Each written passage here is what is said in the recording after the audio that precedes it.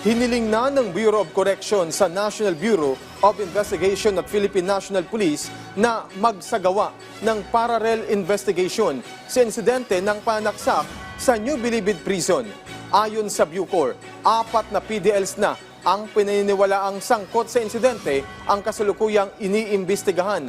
Giit ng Bucor, layo ng naturang parallel investigation na matiyak na tama at transparent ang isinasagawang pagsisiyasat at matiyak na mapapanagot ang mga dapat managot sa pagkamatay ng isang PDL at pagkasugat ng 2 iba pa.